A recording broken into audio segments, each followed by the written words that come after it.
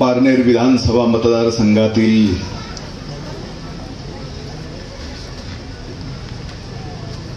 विविध विकास कामाच्या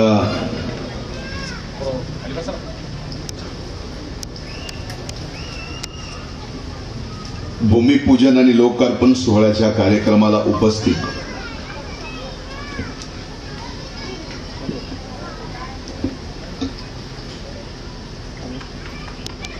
राष्ट्रवादी काँग्रेस पक्षाचे ज्येष्ठ नेते आदरणीय दादाभाऊ कळमकर,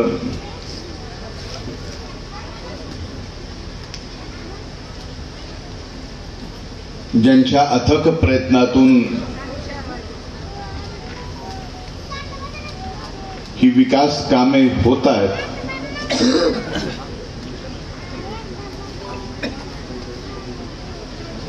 लोकनेते माझे जिवलग सहकारी निलेश लंके,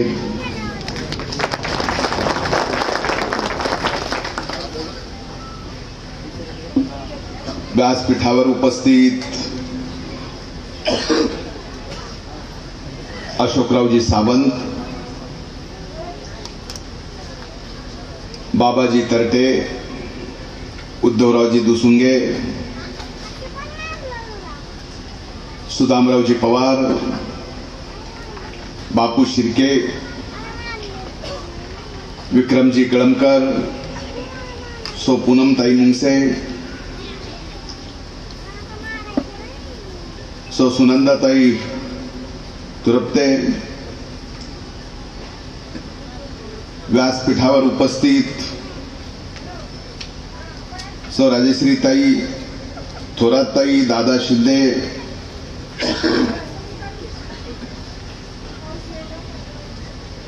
व्यासपीठावर उपस्थित असणारे सर्व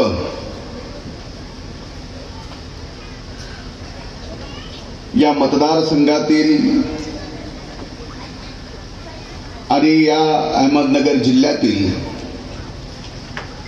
राष्ट्रवादी काँग्रेस पक्षाचे सन्माननीय नेते आणि आजच्या या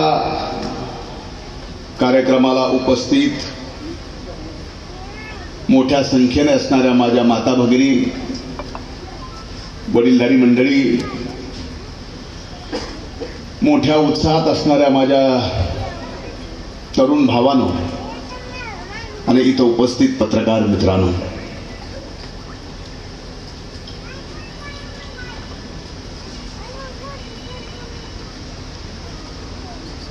नेत्याच्या प्रवेशानंतर पारनेरला यायची माझी पहिलीच वेळ आहे.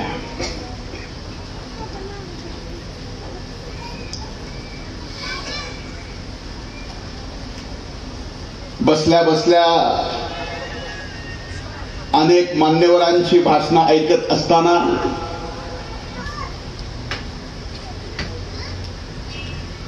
लोकनेत्याचा तो प्रवेशाचा दिवस मला आठवला.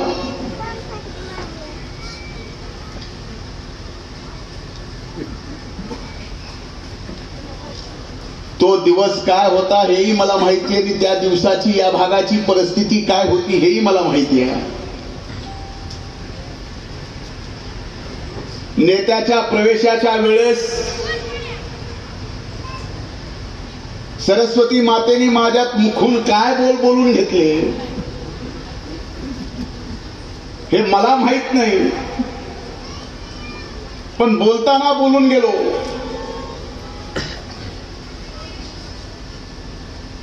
की पारनेरला काय पाहिजे तर पाणी पाहिजे आणि संस्कृत मध्ये पाण्याला नीर असं म्हणतात, ते निलेश पाहिजे. आज 2 वर्षांनी परत येतोय.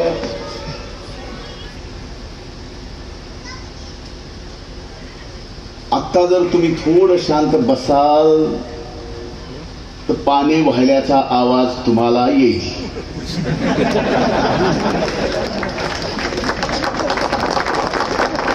पाणी वाहल्याचा म्हणजे कशाचा?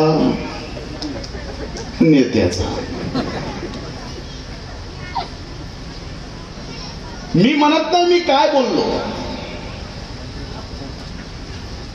तुमच्या भाग्यात ते होतं, कारण मायबाप जनता तुमच्या पाठीमागे नेते त्यावेळेस खंबीरपणाने उभी होती. मी सर्वप्रथम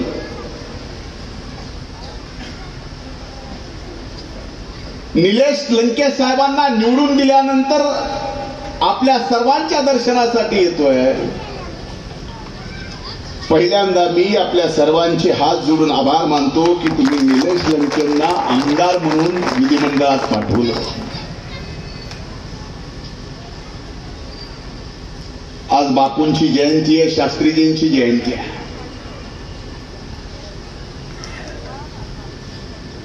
दोघांच्या स्मृतीस वंदन करून मी माझे विचार या ठिकाणी मांडले. माझ्या जीवनामध्ये मी फार मोठ्या सभा पाहिल्या.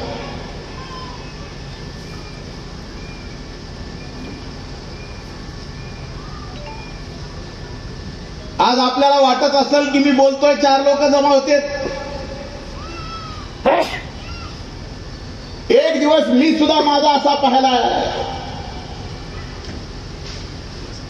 की मी एकटाच बोलणारा होतो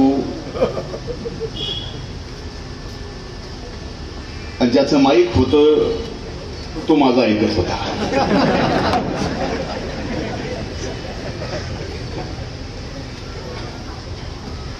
पण निलेश लंकेच्या त्या दिवशीच्या जाहीर प्रवेशाचा कार्यक्रम, ती उत्स्फूर्त गर्दी, कुठलंही साधन न देता, आणि एवढंच नाही तर त्याच व्यासपीठावरती निवडणुकीला येणाऱ्या खर्चाच्या बाबतीत पारनेर मधल्या मायबाप जनतेने चेक सुद्धा आणून द्यायचा. लंके साहेब याच्यासारखं दुसरं कुठलंच भाग्य नाही. एवढे भाग्यवान तुम्ही.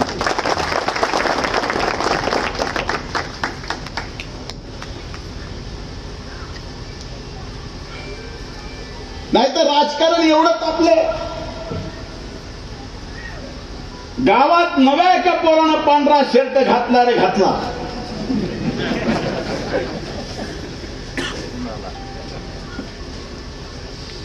दहा पावलं सुद्धा त्याला नीट चलू देत नाही.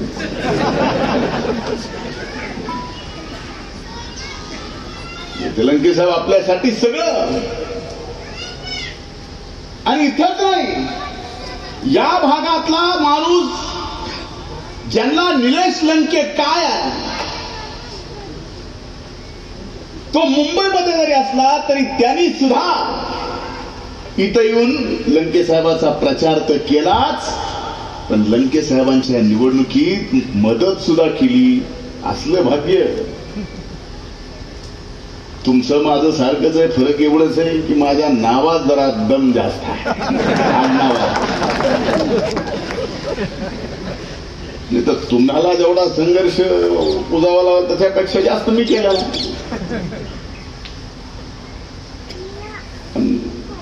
अण्णा मोठं लागलं की मोठ्याच्या घरी पोरग जन्माला आलं, याचा अर्थ तसा होतो. तुमच्या जीवनामध्ये सुद्धा जी 2 नावं तुम्हाला आदराची आहेत, तशीच माझ्या जीवनामध्ये सुद्धा मला 2 नावं आदराची आहेत. एक मी ज्यांना अण्णा म्हणायचो ते माझे वडील, आणि एक ज्यांना मी आप्पा म्हणायचो जे स्वर्गीय मुंडे साहेब. तुमच्या वडिलांना तुम्ही आप्पा म्हणतात. आणि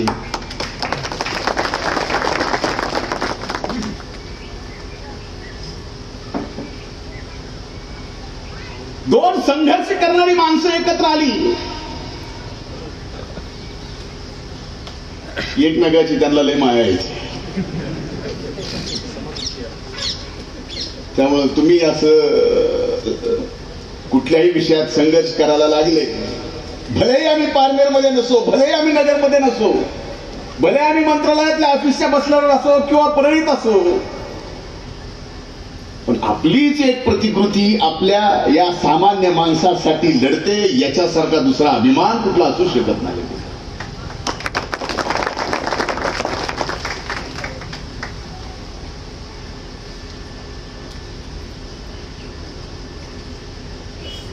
ठरवलं आता कुणीही भाई साहेब म्हणायचं नाही, नेते म्हणायचं. मान्य आहे.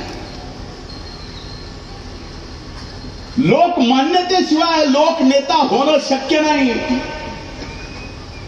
आणि आता लंके साहेब, लोकमान्यता तुम्हाला मिळालेली आहे म्हणून तुम्हाला आज या ठिकाणी नेते म्हटलं जातं.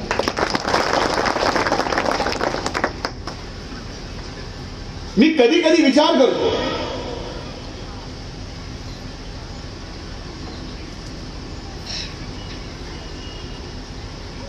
अनेक जण पवार साहेबांचे सहकारी इथं सुद्धा दादाजी आहेत.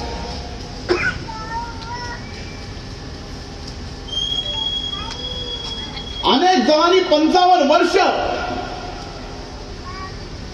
आदरणीय पवार साहेबांच्या सोबत राहून काम केलंय. पण मला हे रसायन कधी कधी कळालं नाही. लंके साहेब, तुम्ही एवढे भाग्यवान आहात. संघर्ष तुम्ही केलाय. पहिल्यांदा विधानसभेची उमेदवारी दिली, पहिल्यांदा आमदार झाला. आमचं तसं नव्हतं.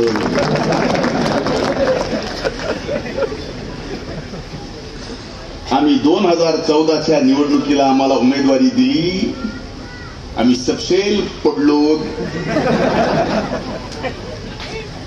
पण ह्या पडेल माणसाला निवडणुकीचा निकाल लागल्या लागल्या काय पाहिलं माझ्यात मला माहित नाही. आदरणीय पवार साहेबांनी आणि दादांनी विधान परिषदेच्या मोठ्या सभागृहाच्या विरोधी पक्षनेते म्हणून जबाबदारी दिली. कधी कधी असं वाटतं की घरातल्या माणसाला जर आपण कळालं नसेल आणि ते जर आदरणीय पवार साहेबांना कळालं असेल की आपल्यात काय आहे म्हणून तर या ठिकाणी विरोधी पक्षनेते पदाची जबाबदारी दिली.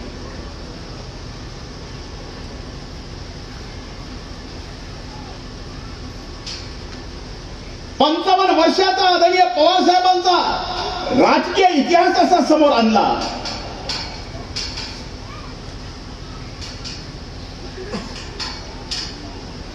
माझ्या तर समोर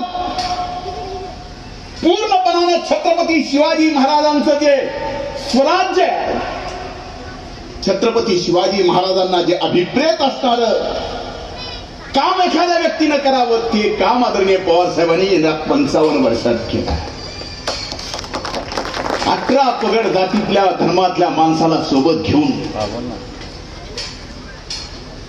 माय माऊलीला 50% सन्मान देऊन आता चाललंय मराठा आरक्षण, ओबीसी आरक्षण. मराठा आरक्षण मिळालं नाही तर राष्ट्रवादी काँग्रेस मत मिळालं नाही म्हणते, ओबीसी मिळालं नाही आता जे गेलं ते राष्ट्रवादीमुळे गेलं म्हणते. मला कधी कधी लक्षात येत नाही, तुम्ही कोर्ट कचेऱ्या तुम्ही बघितलं असेल, इथं तर कुणी अशिक्षित नाही.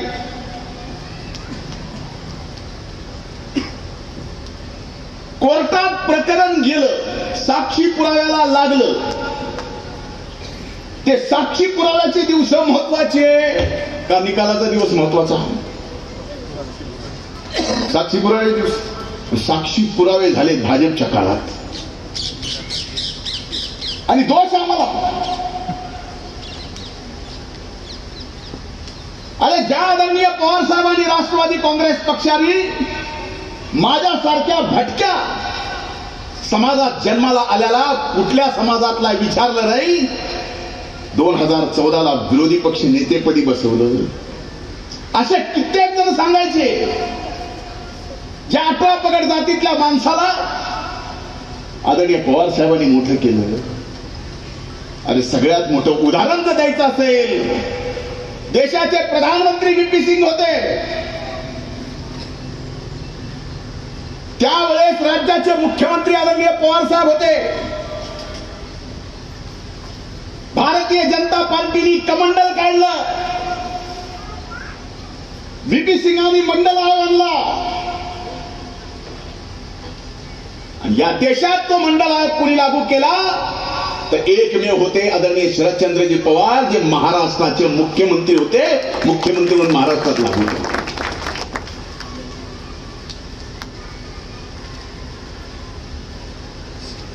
आता ह्या जातीपातीच्या आरक्षणाच्या विषयावर असे काय तुटून पडली आहे की बघायचं काम नाही.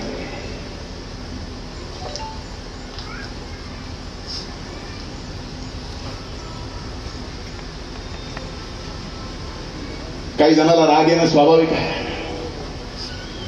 मी त्यावेळेसच्या तत्कालीन मुख्यमंत्र्यांना म्हणलं होतं, मित्र होते माझे, म्हणलं काही कर रे बाबा, तू पवार साहेबाचा नाद करू नको. ऐकलं नाही. आपल्याकडे होत्याचं नव्हतं, नव्हत्याचं होतं म्हणाले. ती म्हण जर कुणी खरी करून दाखवली असेल तर ती आदरणीय पवार साहेबांनी करून दाखवली. निकाल लागला, आमदार झाल्याचा आनंद होता.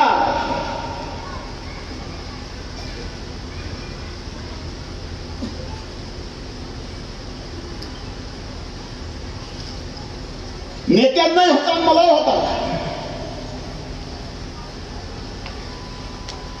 पण आकडे असे आलते निकालाचे आमदारांचे, काय होईल कळायला मिळलं नाही. पण होत्याचं नव्हतं, नव्हत्याचं होतं ही म्हण कशी खरी करून दाखवली.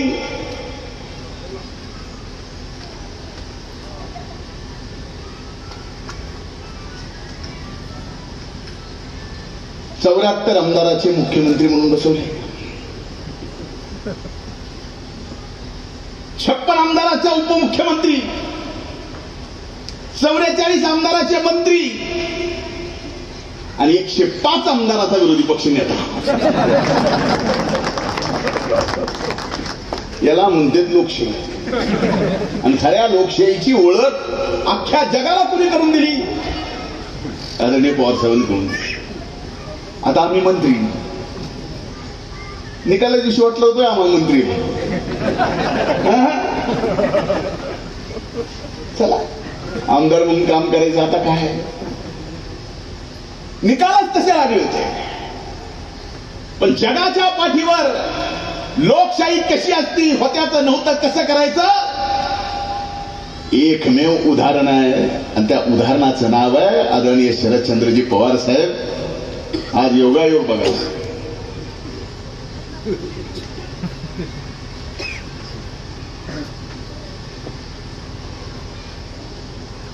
पंचवीस वर्षात एखादा वारी करणारा असतो ना विठ्ठलाची, 25 वर्षात नाही करता, नेहमी नाही. तशा वारकऱ्यासोबत विठ्ठलाचं दर्शन घडलं असा योग येणं म्हणजे माझ्यासाठी आज वारकऱ्याच्या घरी साक्षात विठ्ठल येणं आणि त्या योगाचं दर्शन माझ्यासारखा 25 वर्षानंतर वाऱ्या करणाऱ्याला भेटतो. साधा योग आहे का?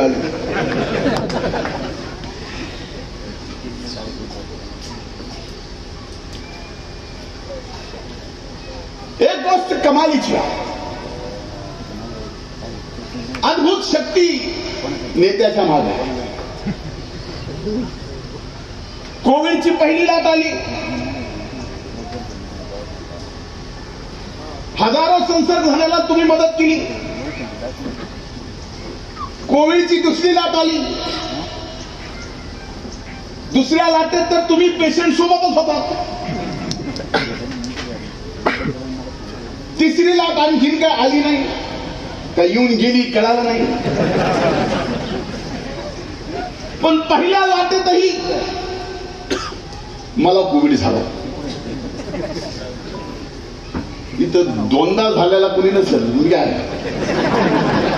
दोन्ही लाट, दोन्हीही लाटेतली मी माणुसकी पाहिली. माणूस खरं का नाही, ही माणुसकी होती, ही माणुसकी नव्हती. त्या कोविडच्या संसर्गाने आपल्यातली माणुसकी पहिल्यांदा मारली. कोविडच्या संसर्गाने माणूस नंतर मेला. अशी अनेक उदाहरणं आहेत. 25 वर्ष नेते साहेब मी ज्यावेळेस फिरेल त्यावेळेस 5-25 जण माझ्यासोबत असायचे.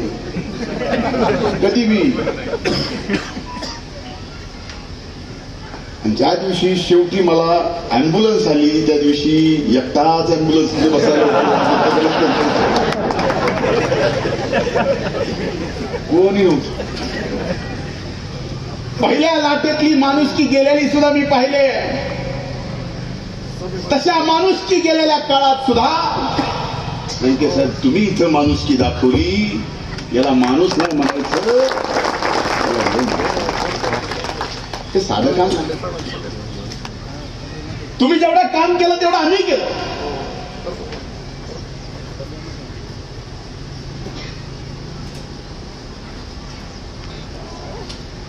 आणि दुसऱ्या लाटेत दुसरी लाट अशी मजेशीर होती. मी माझ्या डोळ्यांनी बघितलं. सख्या भावाला मुंबईहून आलेल्या गावात, ज्या गावात तो राहतो त्या गावात त्याला घेतलं नाही पहिल्या लाटेत. आणि दुसऱ्या लाटेत सख्या भावाला कोविडचा संसर्ग झालाय आणि सख्खा भाऊ कोटच्या खाली त्याची काळजी घ्यायला बसलाय. ही माणुसकी सुद्धा पाहिजे. सेंटर काढून दोन्हीही लाटेत ज्यांनी आपली माणुसकी जिवंत ठेवली, एवढं चांगलं काम निलेश लंके साहेब आपण केलंय. मी मतदाराच्या वतीने मी आपल्या सगळ्यांचे आभार मानतो. हे आभार मानणं नाही, आणि तुम्ही हे जे केलंय ते फार काही केलंय असंही माझं म्हणणं नाही.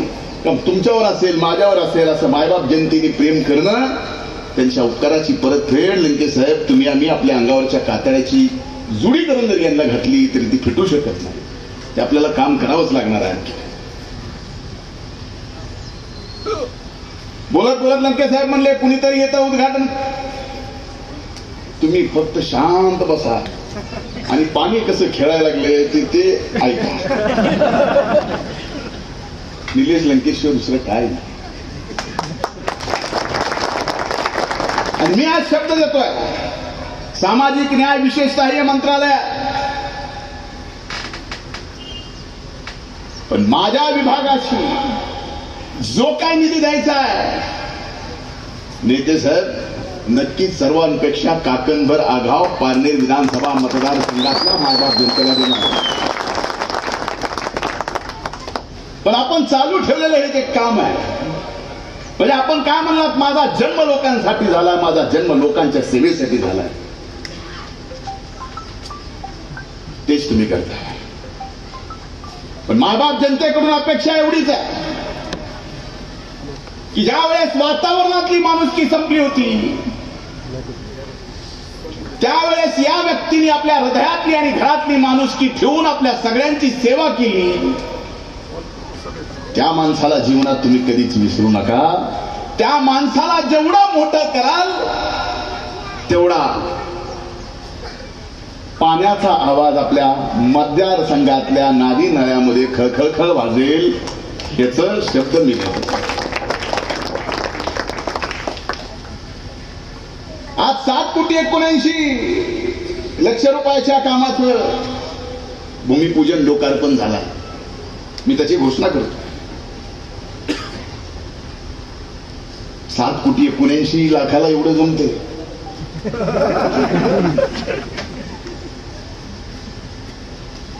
आणि खरं दादा म्हणल्याप्रमाणे या मतदारसंघाची विकासाची भूक फार मोठी आहे.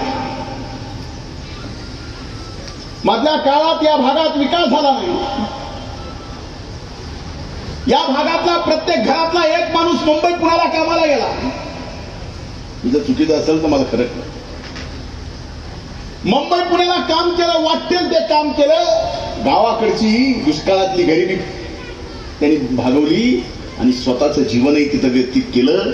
ही परिस्थिती पारनेर विधानसभा मतदारसंघातली मागल्या काळात होती. नेते, तुम्हाला आम्हाला काम या मतदारसंघात असं करावं लागेल की पुन्हा म्हणून पोटाची कळगी भरायला या पारनेरच्या मातीतला कुठलाही आमचा तरुण भाऊ एमपीएससी यूपीएससी होऊन गेला तर जाऊ द्या, पण पोटाची खळगी भरायला बाहेर कुठे गेलाय नाही. त्याला इथंच आपल्याला तेवढ्या मोठ्या प्रमाणामध्ये यायले उद्योग जवळ आहे. तुमच्यासाठी तर फार चांगलं आहे. आम्ही पार खूप चिलाय. बॉर्डरच आहे, पण हे तुम्हाला शक्य आहे. आणि मी आपल्याला सांगतो, महाविकास आघाडीचं सरकार आहे. उद्धवजी ठाकरे साहेब मुख्यमंत्री आहेत,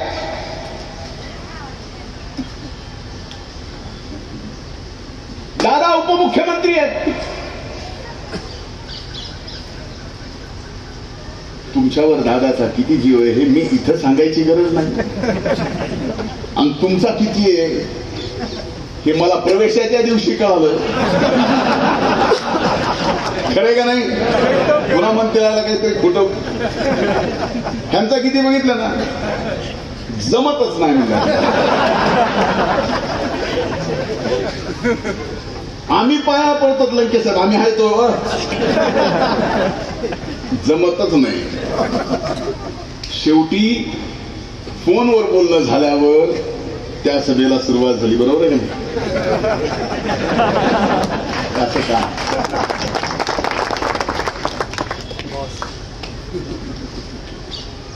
आज तुम्हाला एक प्रश्न विचार, मनातून उत्तर द्या. नाव निलेश लंके सोडून द्या. निलेश लंके म्हणजे माझ्या घरातलं, मीच, माझंच कोण, असं तुम्हाला वाटतं का नाही? खरं का नाही? हे विश्वास कमवणं फार मोठं आहे. पण ज्या वेळेस तुमच्या मनामध्ये हा विश्वास आला, तो विश्वास कायम ठेवणं ही आता आमची जबाबदारी आहे. आणि तो विश्वास जर आम्ही कायम ठेवला तर मी आपल्याला सांगतो की आज ओळीनं जी काही महाराष्ट्रातली मोठी मोठी नावं आपण घेतली काही जणांनी भाषण करायच्या अगोदर, पुढच्या 25 वर्षानंतर या नेत्याचं सुद्धा हा महाराष्ट्र ओळीत नाव घेईल. त्याच्यासाठी विश्वास कायम ठेवावा लागतो, धरसोड जमत नाही म्हणून सांगितलं, बाकी काय नाही. 25 वर्ष लय होते, 5 वर्ष शाहीर बोलले. बरोबर साहेब. म्हणून हात जोडून कळकळीची विनंती आहे. एकीकडे महाविकास आघाडीचं सरकार आलं, कोविडचा संसर्ग चालू झाला. कोविडच्या संसर्गामुळं जगभराचं आर्थिक सगळं बिघडलं, आपल्या खिशातलं बिघडलंय, त्यामुळे सरकारचं बिघडलं. मग स्वाभाविक 3-4 वर्षापूर्वी किंवा 2 वर्षापूर्वी राज्याची जी तिजोरी होती आणि त्या तिजोरीमध्ये जे येणारा पैसा होता ते स्वाभाविक मधल्या काळात आपले 8-10 महिने लॉकडाऊन मध्ये गेल्यामुळं ते शक्य नाही. तरी सुद्धा महाविकास आघाडीचं सरकार कुठंही कमी पडलं नाही. कोकणात 2दा अडचण आली, त्यावेळेसही कमी पडलं नाही. सरकार आल्या आल्या कर्जमाफी केली, कमी पडलं नाही. आज मराठवाड्यामध्ये ओला, अतिवृष्टीनं आणि पुरानं शेतकरी परेशान आहे. मराठवाड्याच्या मातीला लागून ही माती आहे. आपल्या इकडे जरी पावसानं एवढं नुकसान केलं नसलं तर तुमच्या शेजारी पावसानं फार मोठं नुकसान केलंय. त्या शेतकऱ्याला मदत करायला सुद्धा हे महाविकास आघाडीचं सरकार कमी पडणार नाही, हे आजच्या सभेच्या माध्यमातून सांगतो.